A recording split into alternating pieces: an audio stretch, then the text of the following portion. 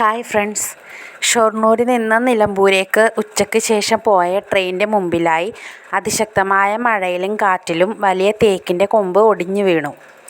അങ്ങാടിപ്പുറം സ്റ്റേഷനും പട്ടിക്കാട് സ്റ്റേഷനുമിടയിൽ നാലുകണ്ണി പാലത്തിൻ്റെ മുകളിലാണ് സംഭവം. വളവിലായിരുന്നെങ്കിലും ഡ്രൈവറിൻ്റെ ബുദ്ധിപരമായ ഇടപെടലുകൊണ്ട് വലിയൊരു അപകടം ഒഴിവായി. മരം വീണപ്പോൾ ട്രെയിൻ പോകുന്ന ലൈൻ കമ്പി പൊട്ടിപ്പോയി. മെക്കാനിക്കുകൾ വന്ന് അത് ശരിയാക്കാനുള്ള നടപടികൾ തുടങ്ങിയിട്ടുണ്ട്. യാത്രക്കാരെല്ലാം സൗകര്യമില്ലാതെ വലഞ്ഞു.